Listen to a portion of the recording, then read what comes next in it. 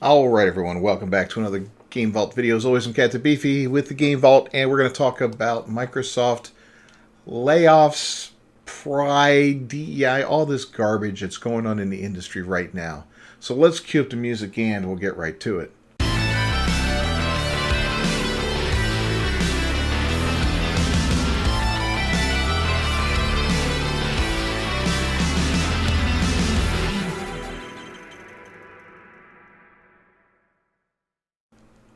Alright, so yesterday we talked about layoffs from the game Zao game or whatever it was, and today we've got another round of layoffs.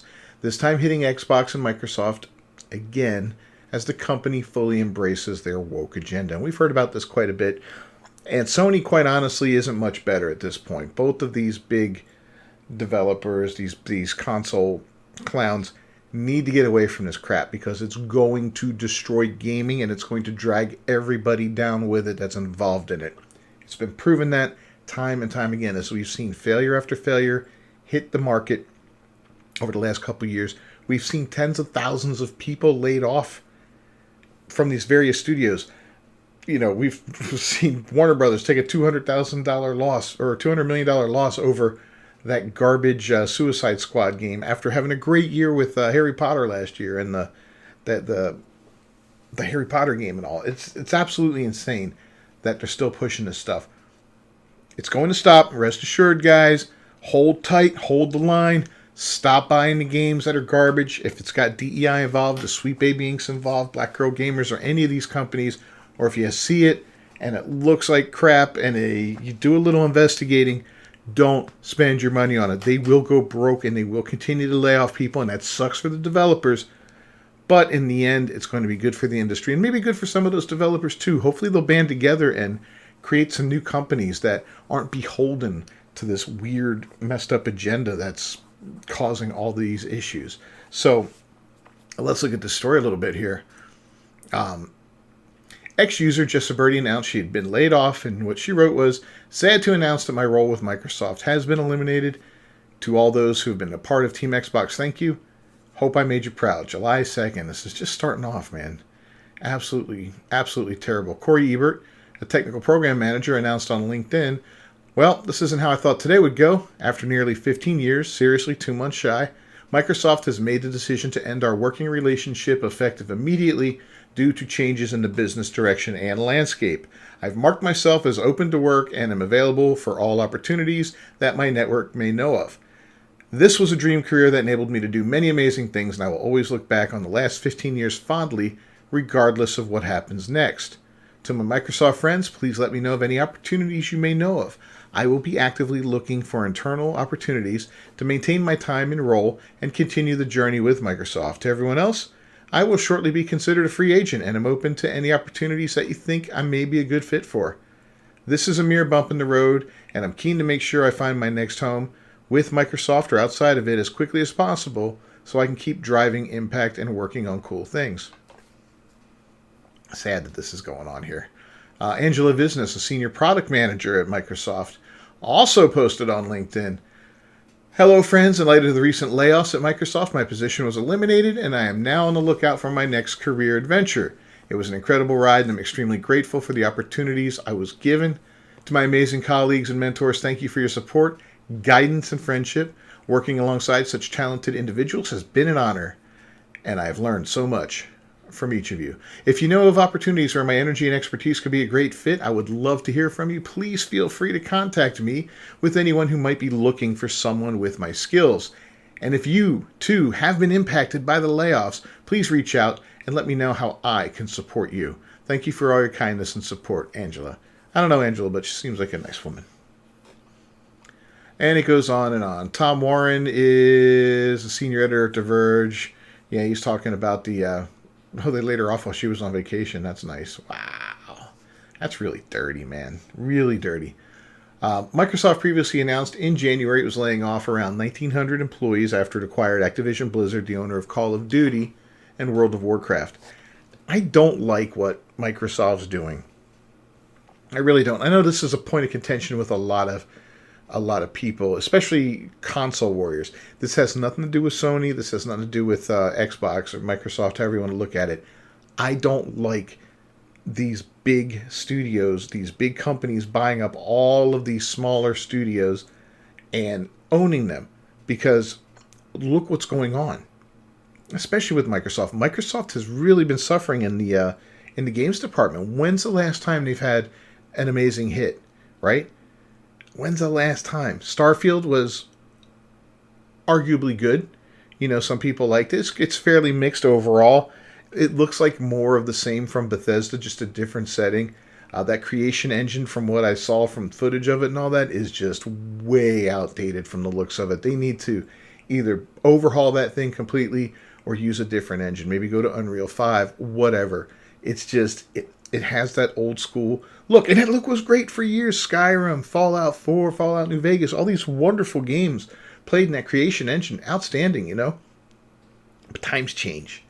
And, things change. And if you don't embrace that change and move forward, with the technology that's available to you, then you get left behind. And I'm afraid that's going to happen with Bethesda with this stuff. If they don't figure out a way to use a different engine, those kind of games are not going to keep up with the more modern stuff that really looks good, where the conversation with NPCs are more dynamic and just more fun, as opposed to just standing there staring at you with a mobile background with the lips barely lip sync to the words.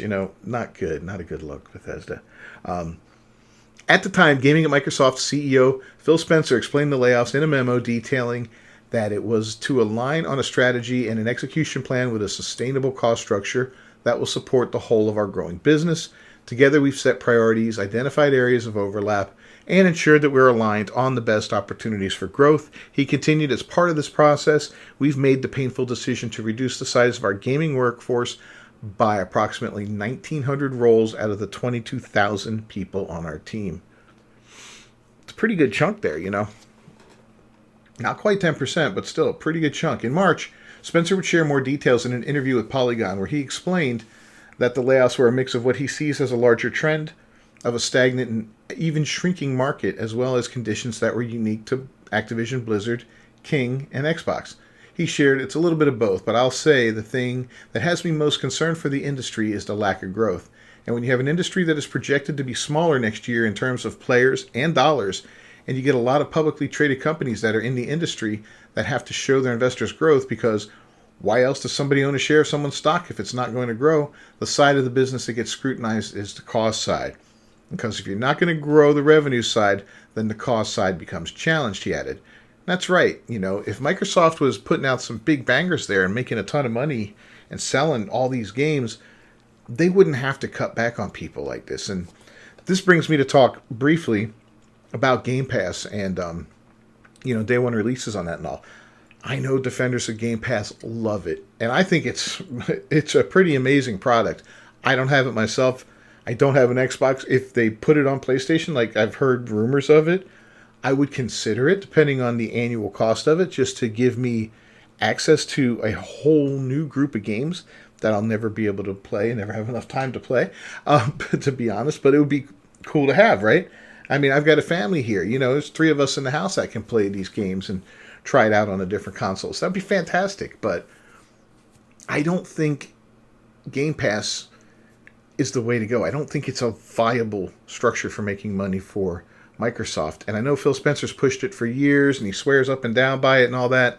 But to me, it just seems like, I don't know, man. I honestly don't know. If I could see how that money gets distributed, right? Then maybe I could get it a little bit better, but I don't know.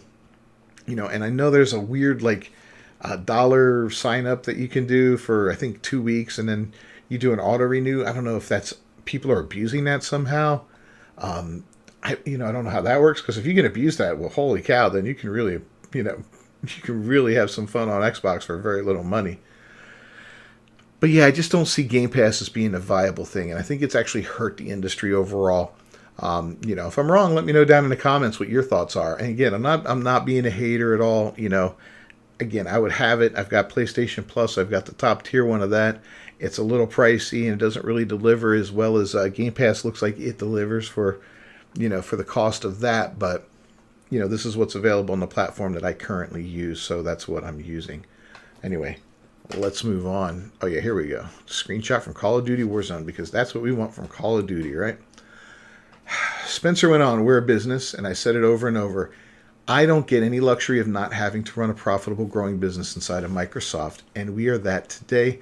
But just across the industry, you mentioned it, and in sitting here at GDC, I reflect on friends of mine in the industry that have been displaced and lost their jobs, and how just I don't want this industry to be a place where people can't, with confidence, build a career. So that's why I keep pivoting back to how does the industry get back to growth? But to your question, for us as Xbox or any of the other teams that are out there, it's really an outcome of an industry that's not growing. It can grow and will grow again, but you see this right now in the implications of human impact, and we should all reflect on that and think about it, Spencer asserted. And he's right. I think part of it, I think part of it's also what hit Hollywood really hard too. So a couple different things. So for gaming, we were all stuck at home for a while there with the pandemic, and I think gaming took a big growth there, short-term growth there, as people were home and they had just gotten these fat checks from the government, so they bought a new TV or they bought a game system. They signed up and they bought some games and they played and had a good old time for, the time they were in lockdown. And then once everybody had to go back to work, yeah, the industry shrunk a little bit because people weren't, at home anymore. Kids were home from school. You think they were studying? No, they were on their freaking Xbox playing games and their PlayStations playing games for the most part and doing the minimal amount of work to not get, in trouble at school.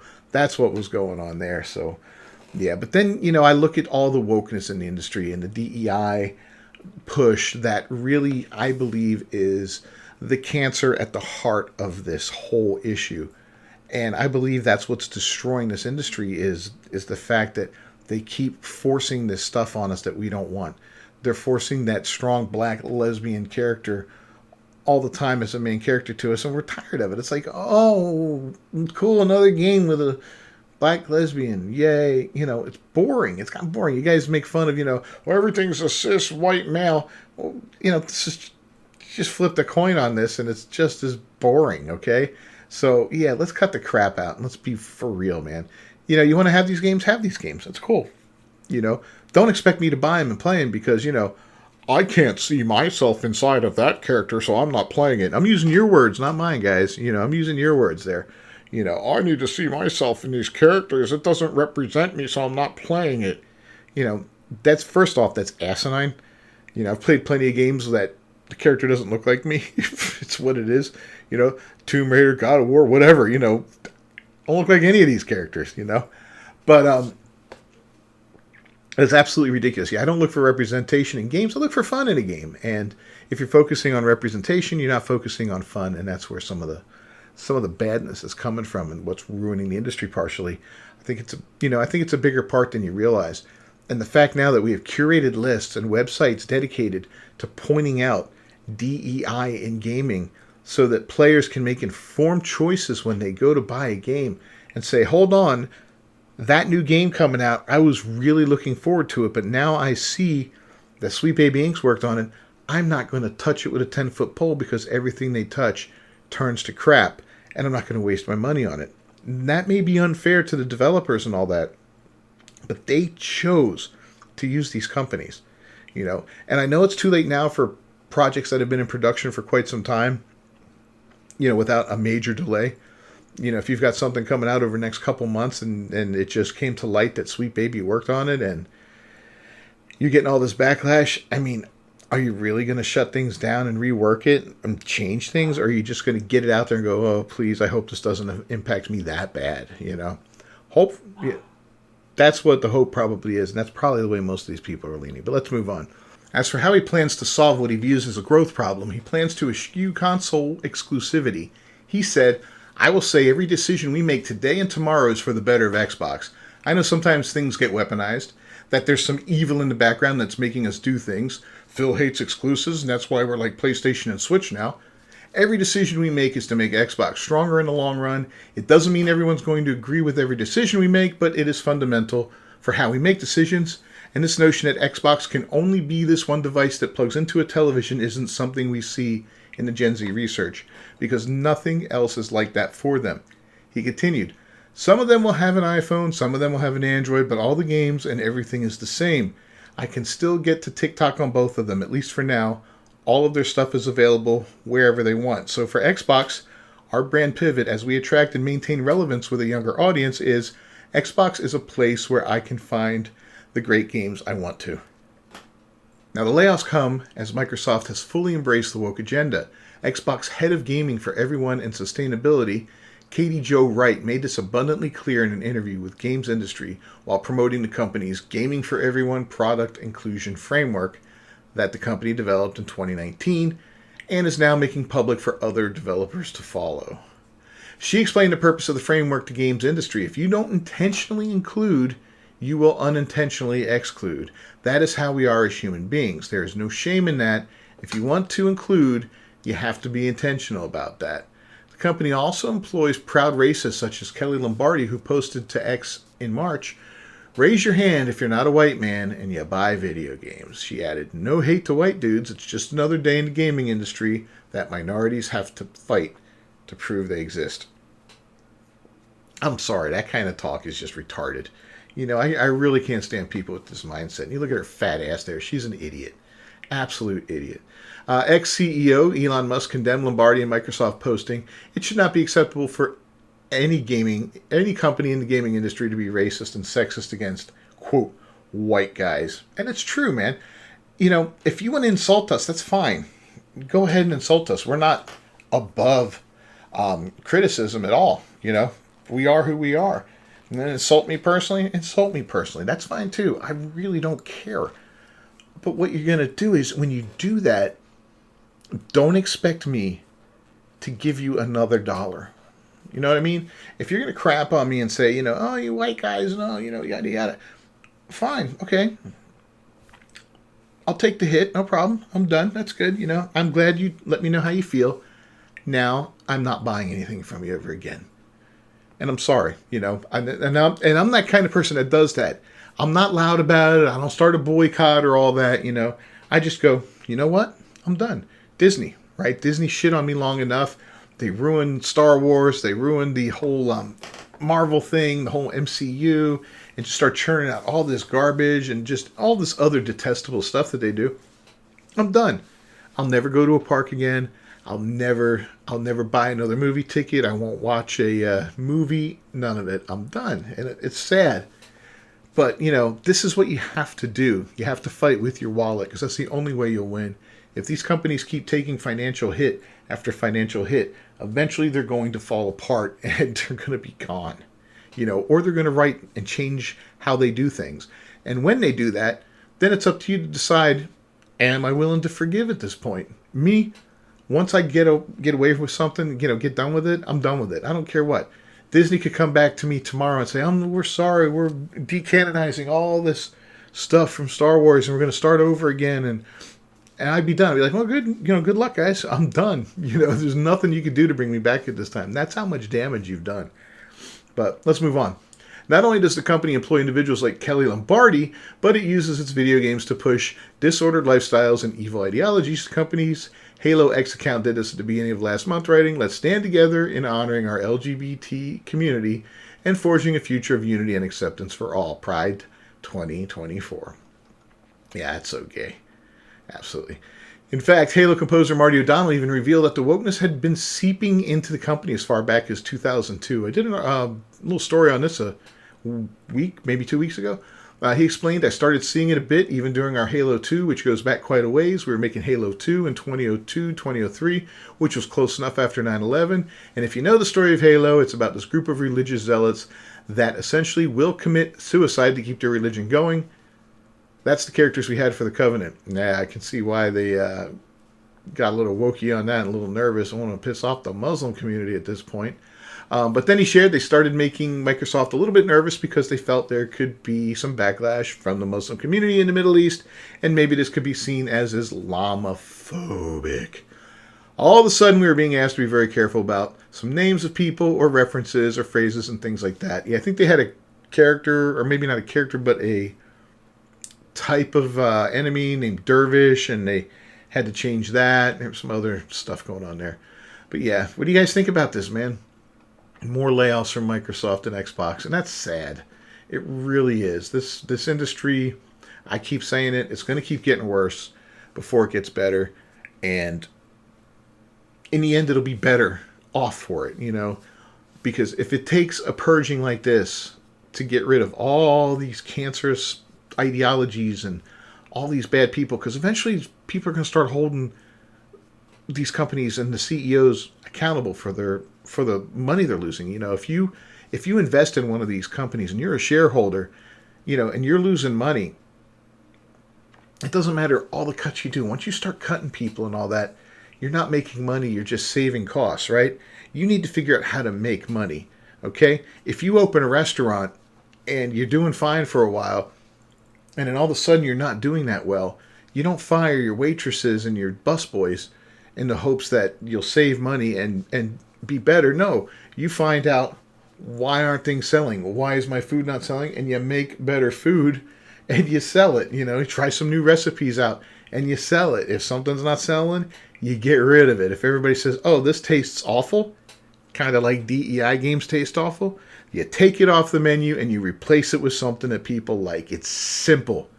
If you found this video enjoyable at all, please leave a like on it down below. Let me know what you think about this whole situation with Microsoft and the industry at large. Be curious to know your feelings in the comments. Don't forget to subscribe to the channel, ring that bell for notifications. As always, I'm Cat to Beefy with the Game Vault. I'll see you next time. Until then, peace.